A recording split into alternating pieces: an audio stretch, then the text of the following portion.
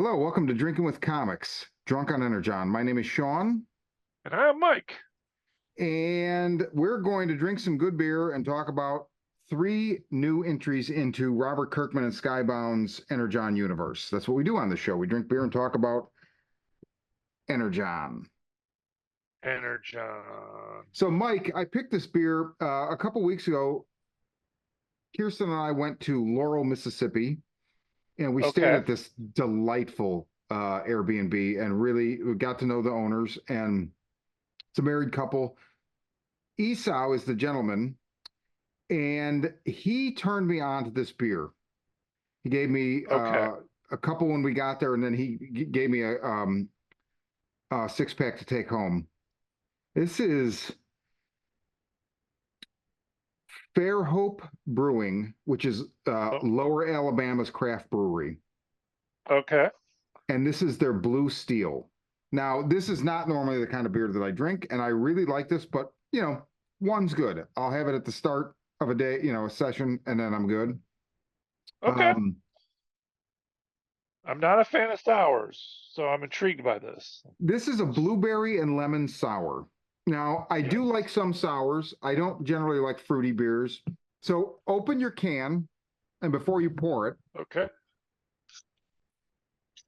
so if you smell it, I don't like the way it smells at all. Oh, it smells like blueberry muffins. It does, but it smells like there's like an artificial sweetener involved Oh, somewhere. maybe. And there actually might be, but here's what I want you to do now. Pour this Okay. fucker. All right. I'm a little disappointed it's yellow. I don't know why I thought it'd be blue. It really gets now you really get the blueberry muffin thing going. Like I'm this far away, and I can And smell you blueberry and, muffins. and you can smell my beer from there? That's Yes, impressive. yes, it's smell-o-vision here on Drinking with Comics. So now, Okay.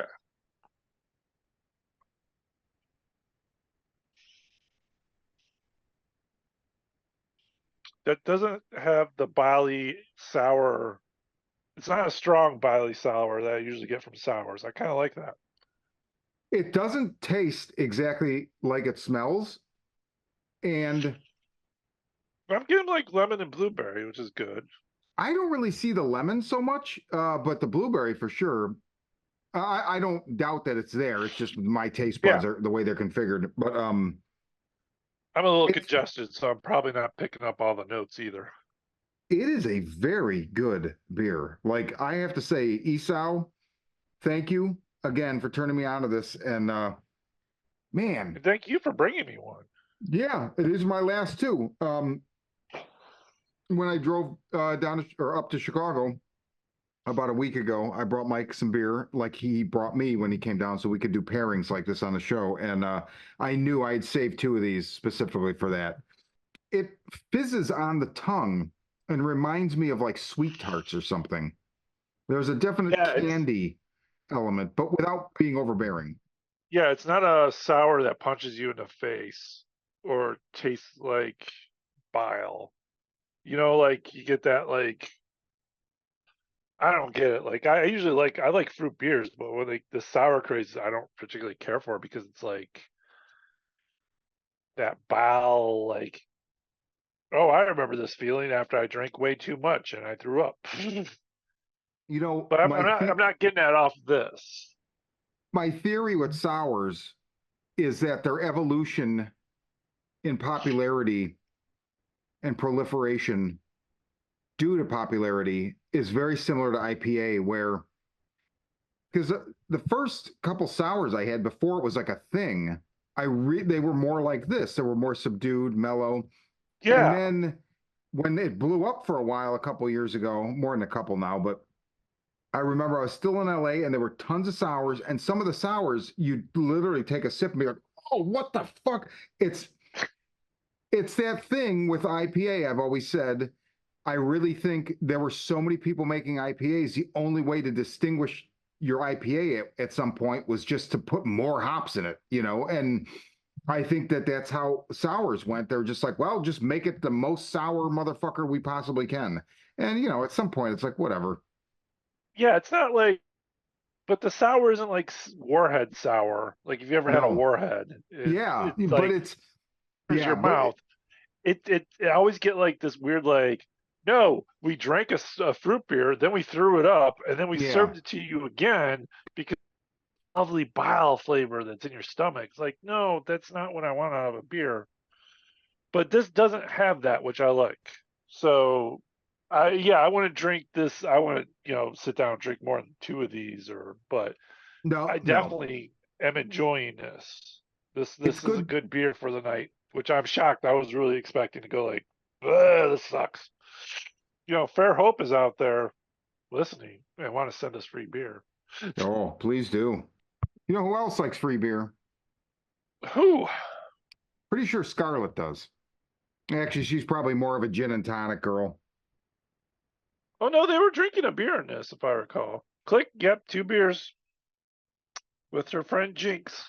We have now moved on to the second phase of the GI Joe miniseries. So we've got to cover today. We've got Scarlet #1 and Destro #1, and then Yes. Transformers #9.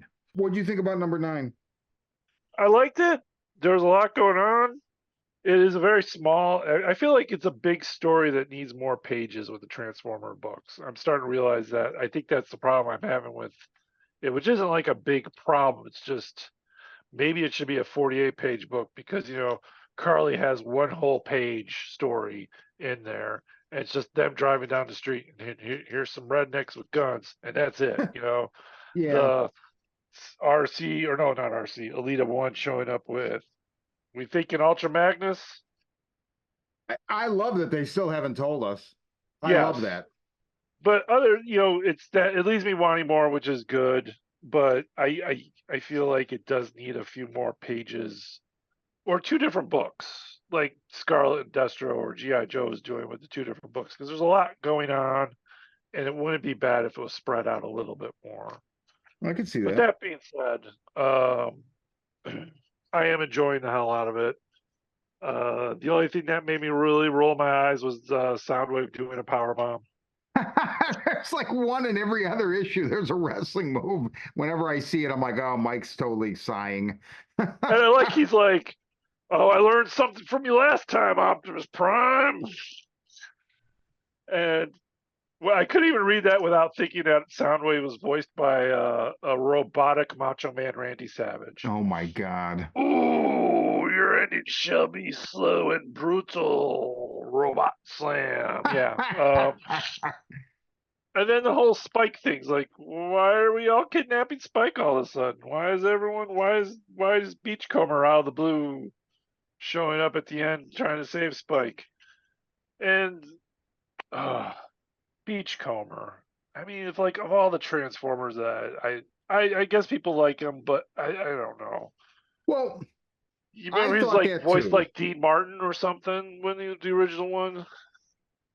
I thought that too. And I will say, I'm of a mixed opinion about the way they pull some of these characters out like they're superstars and they're not really. But it's like, well, but you know what? Yeah, I don't know. We've got a good mix of Gen 1 and some like obscure characters going. So it's fine. I mean, yeah. are there other characters I'd rather see? Yeah. But, also let Beachcomber have his day. Also, I feel like this is a book we're gonna have to start having an memoriam for like all the characters that die. Like now that we're 9 pages in, it's like let's take a moment of silence to remember Ratchet and the 3 panels he's had in the entire series. Well, I'm curious because I've said on here before, I feel like that was definitely in the original Marvel comic. Like there were several times they introduced characters and they were dead by the end because there were so many characters Yeah, that they were trying to basically, I think the old edict was like Hasbro would, okay, focus on these characters. So, because the toys are out and they do what they could. Um, there's I, a great YouTube page. Shoot, I can't remember his name, but it's the basics on Transformers. And he every time he does a basic when he talks about the comic, And so he focuses on one character and tells you everything about that character throughout Transformer history until the date of the recording. And every time he goes into like the comic book size, it's like it's then the character toy got discontinued and a superpowered Starscream killed him.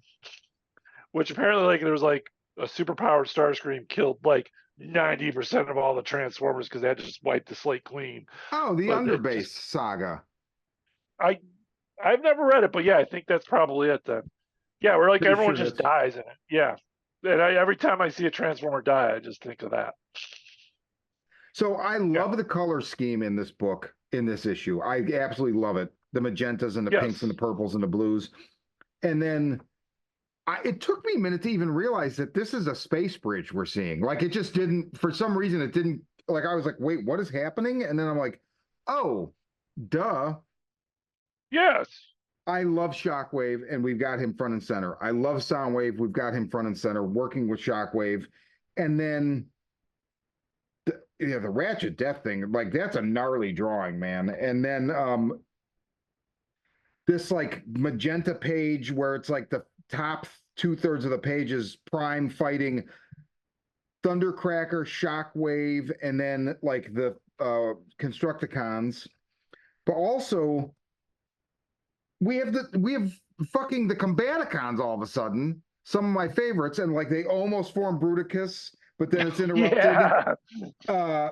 But then I was wondering, like, do they kill? It looked to me like they killed was it Vortex or one of the Combaticons? I'm like, no, no, no, no, no, no, no. It's Brawl the tank. Yeah. And And I'm I like, don't no, we think can't kill him before we've seen, like no way. he's cut in half. He's definitely cut in half. So you can see him screaming, "Hey!" So he's Yeah. alive. Much like how I think is it Thunder? No, Skywarp's alive, but he's Skywarp, yeah. Teletran 1. Yeah. So, and I don't think any of them really came. Not all of them even came through. It didn't even look like Swindle came through. It looked like just Onslaught and Brawl came through. Scarlett. Didn't hate this book, but I didn't love it. And it wasn't until I was in your presence a week or so ago, or 2 weeks, whenever it was, you mentioned some things that made me feel a little bit different about it. Okay.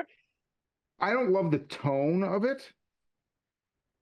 And here's going to be my big stumbling block with this is I'm so attached to Larry Hama's lore for Snake Eyes and Storm Shadow and their relationship and the Rashikagi and the Blind Master and the Soft Master that I don't expect them to do that here. And likewise, I don't want it to be as basic as the cartoon where it was just like Storm Shadow bad, Snake Eyes good. So they're There's going to do their clearly own a thing. history. Yes. They're going to do their own thing. But I'm going to be that guy that's like so guarded about it because I love what's come before. And I feel like what did you gave me a really interesting take on this whole thing with the Rashikagi. So go ahead. I don't remember what I said. Well, your theory was that the weapon that Scarlett was sent to Oh yes. bring So back the to the secret weapon Joes, is going to be Snake Eyes. and dude, like I bet you my knees you're right.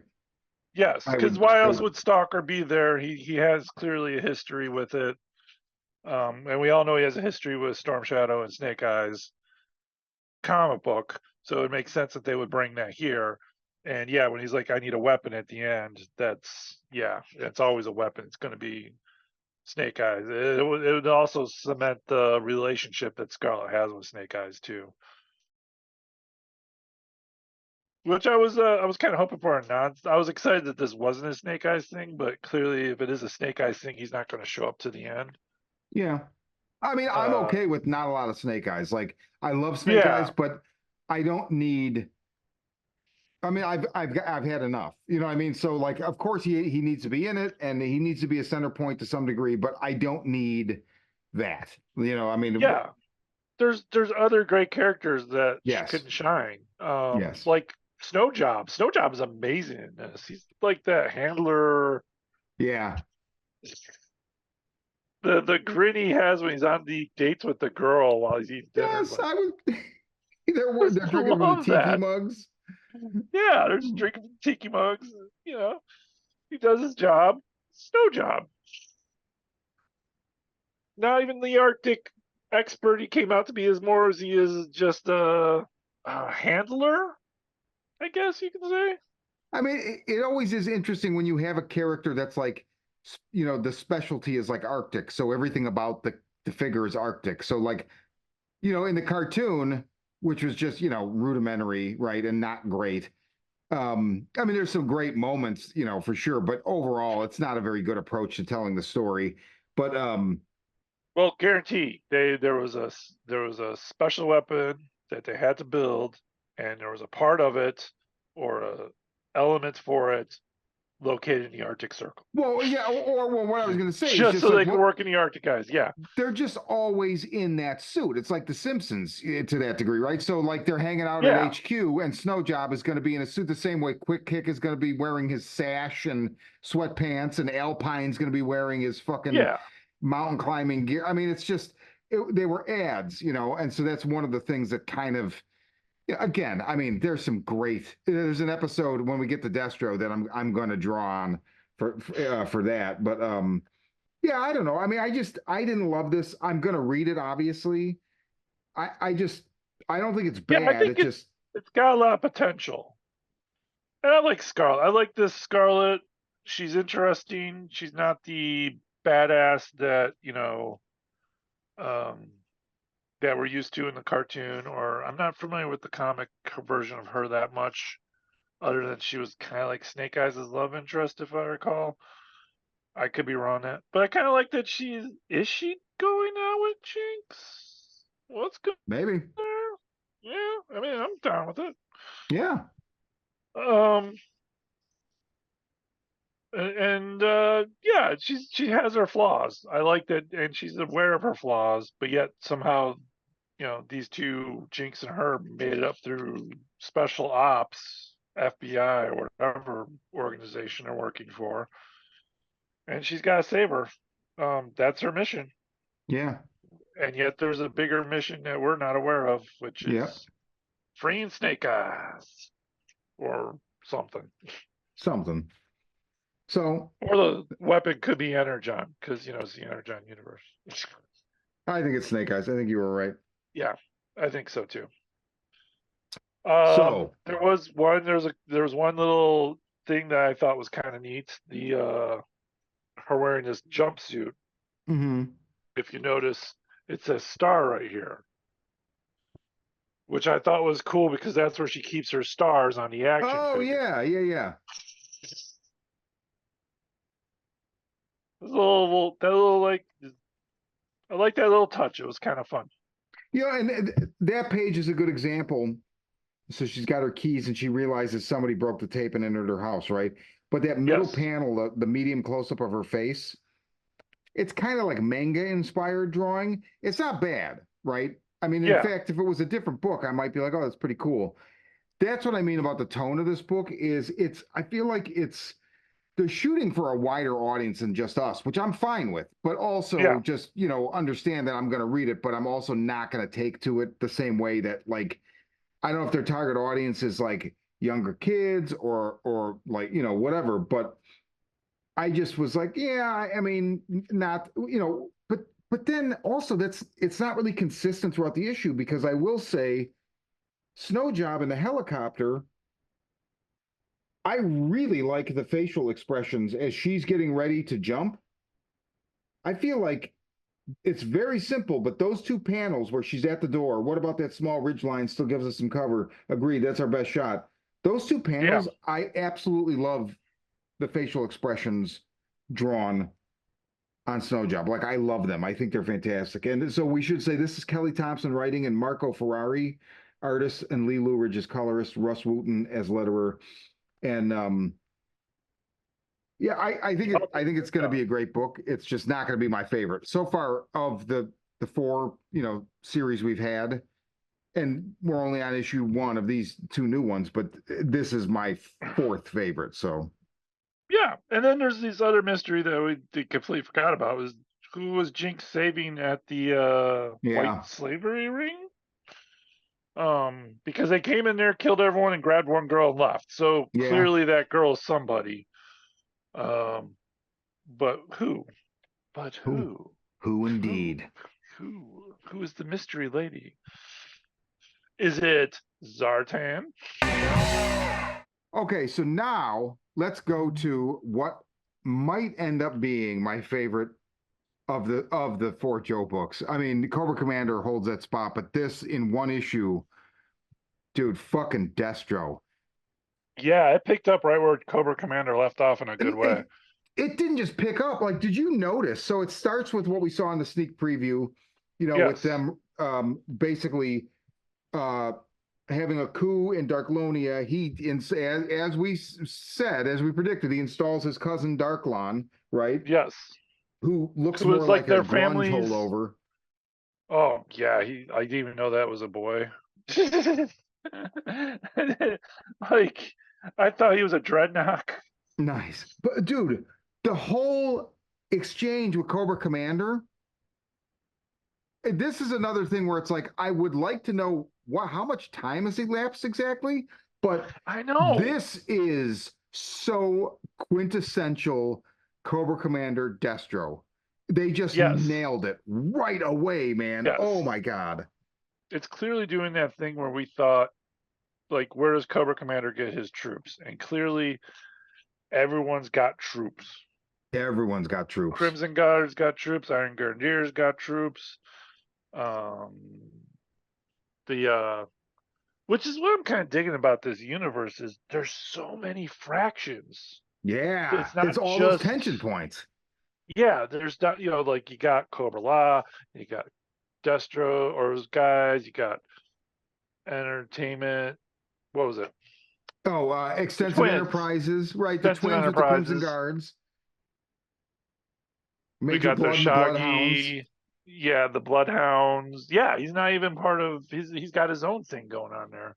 It's just so cool that there's like not every like in a cartoon and comic it was like everyone was just either two sides, and there's not two sides in this. There's like 30, and I'm Dude, kind of enjoying that. I fucking love it. And Yes. I'll tell you what else I love. The Scottish Highlands, coordinates highly classified.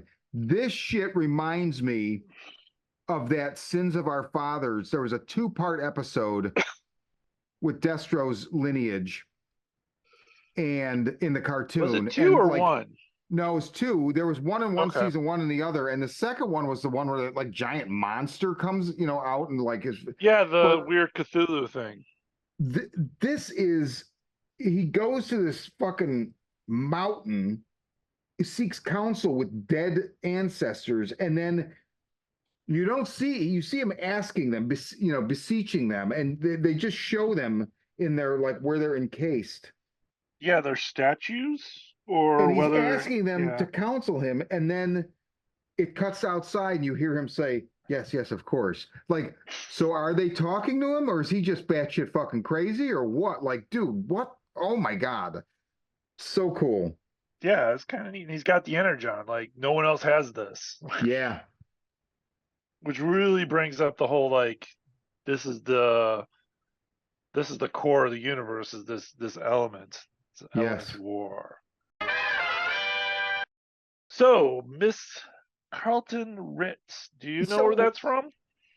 I'm drawing a blank. I don't know if I know or not. So if you know, I please tell had to me. look it up, so I looked it up and they pointed out she is the woman who loves Power Glide from Transformers episode something something, where there's an episode Transformers where Power Glide, the smaller Autobots plane, Okay. much like in the size scale of Bumblebee and all those guys. Oh, yeah, yeah. Okay. Yeah.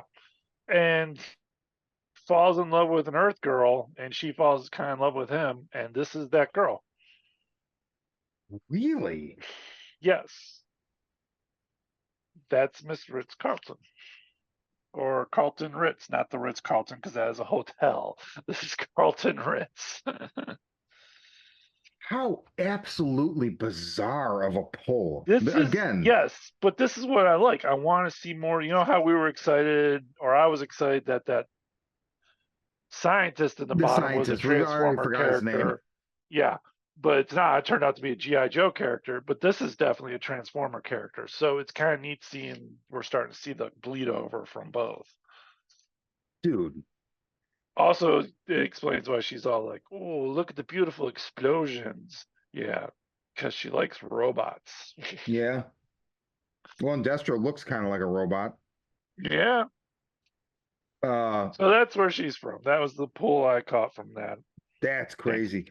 yeah, Mercer looks like Bill Paxton from Weird Science in this frame where he's talking to Destro. It's like I'm like, Bill Paxton, what the fuck? When we get this whole thing with extensive enterprises and this Crimson Guard, I'm like, this was just such a fucking cornucopia of Cobra. Oh, yes.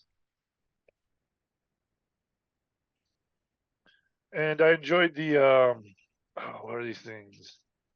Destro's little chariot guys. This little oh chariot thing yeah, he flies around yes. in when he starts the Iron Grenadiers, like, oh man, They so I'm curious, like, did Cobra Commander attack him? Like, uh oh, it was extensive enterprise just being jerks. I get, yeah, I guess you could see that. I don't know. I don't think it's conclusive though. It could definitely be. The art in here at times reminds me of the ID. So this where the Crimson Guards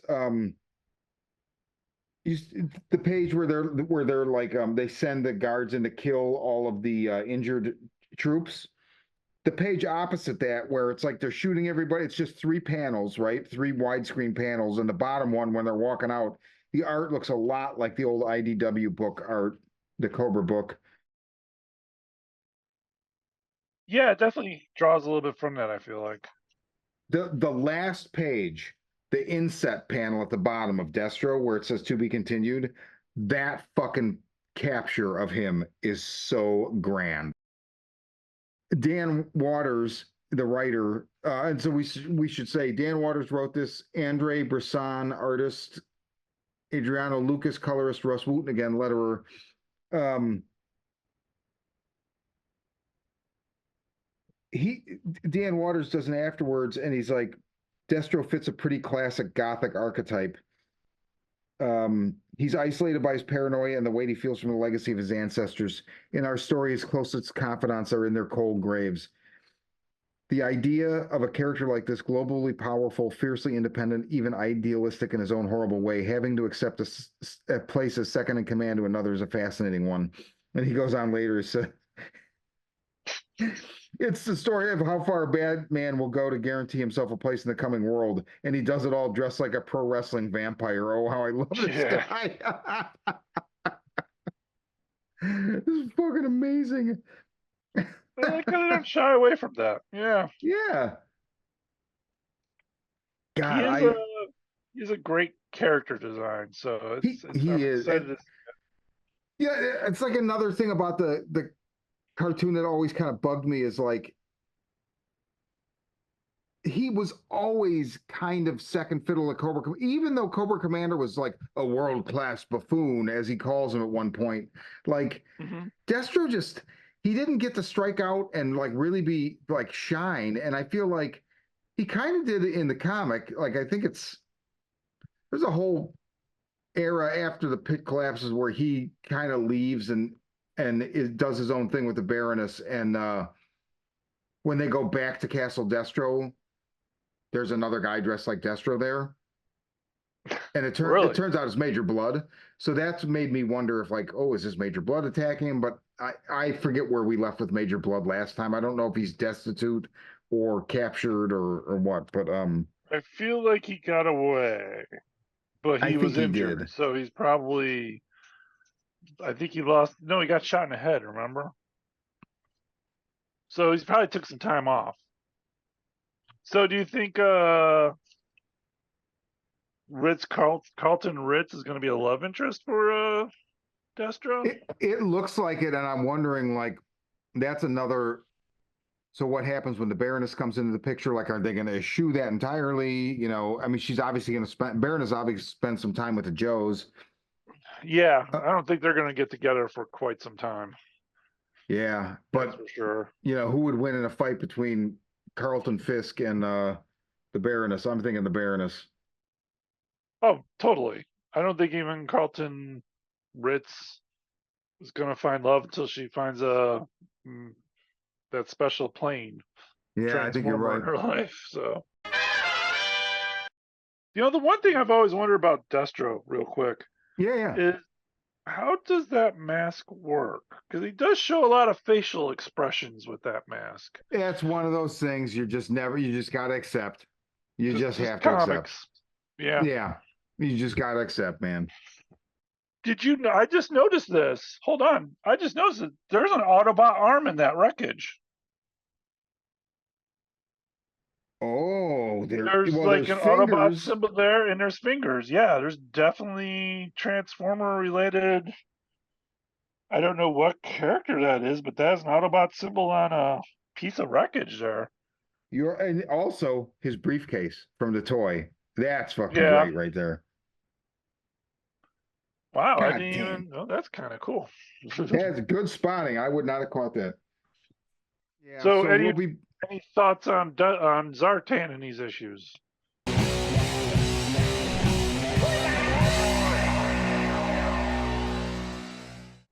I'm gonna say Carlton Fisk. Oh, Ritz.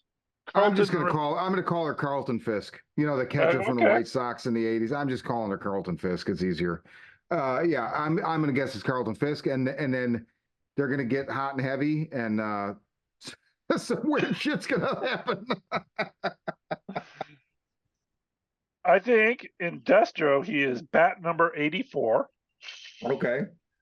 In Scarlett, he is the goon.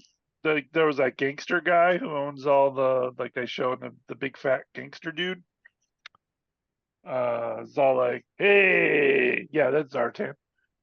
And in I Transformers, I'm gonna go deep cover. It's Beachcomber. Oh, I still Ooh. think it's Hawk. I don't, but I do. Yeah. I think I just want to will it to be Hawk, but Um, okay. That's Drunk on Energon. We'll come back in a couple weeks with a couple more books. Before that, we'll come back with something else though. Something non-Energon related. It'll be a review of 92 different flavors of Mountain Dew. oh man, I don't have the stomach for that. No, I don't either. I'm kidding. I don't No. drink soda, and I certainly wouldn't drink Panther piss.